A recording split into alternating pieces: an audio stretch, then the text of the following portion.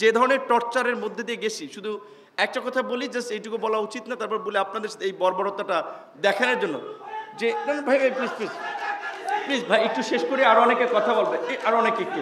So শেষে একটা ছেলেকে, ইয়ং ছেলে, মিডল এজ, তাকে একেবারে ন্যাকেট করে তাকে টর্চার করতেছে। আর আমাকে জাস্ট দেখানোর জন্য যে এরকম কিন্তু অনেকের সাথেই হয়।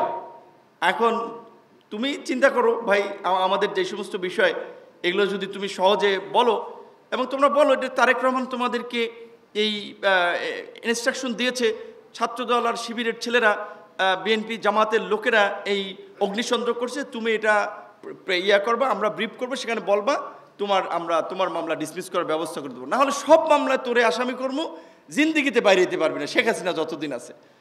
তো এখন এই রকমের মানে একটা পরিস্থিতিতেও কিন্তু আমরা কম্প্রোমাইজ করি নেই, একেবারে ফুল জীবনের ঝুঁকি নিয়ে। কারণ যখন 1 আগস্ট আমাকে কিছু সাংবাদিকরা বলছিল ভাই আন্দোলন তো ঝিমিয়ে পড়তেছে, কিছু বলেন, তখনই কিন্তু একটা ঝুঁকি নিয়ে বলছিলাম যে 90% পতন হয়েছে আর 10% ধাক্কা আছে, বুঝছে, এই মানুষকে একটু জাগ্রত করার জন্য।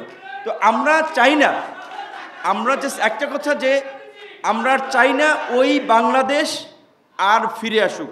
আমাদের একজন মাদ্রাসার শিক্ষার্থী ভাই বলেছে, না থানায় তাকে যুবলীগের ছেলেরা গিয়ে মেরেছে।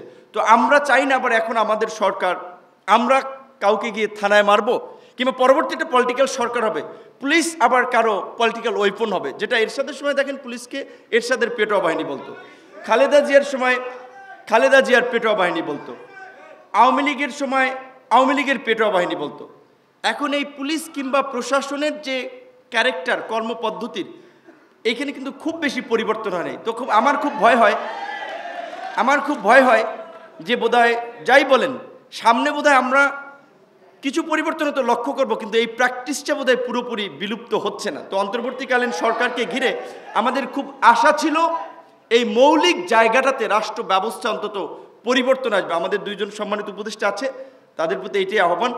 আমরা ভবিষ্যতে কি এমপি মন্ত্রী হই না, অ্যাক্টিভিস্ট হিসেবে থাকি, সেটা ম্যাটার না। আমরা একটা নিরাপদ রাষ্ট্র এবং সমাজ ব্যবস্থা চাই, যেখানে প্রত্যেক নাগরিক তাদের মর্যাদা এবং অধিকার নিয়ে বাস করবে। সেইটুকু অন্তত আপনারা এই সময়ের মধ্যে যতটুকু পারেন আমাদেরকে নিশ্চিত করবেন, এইটি আপনাদের প্রতি প্রত্যাশা। ধন্যবাদ।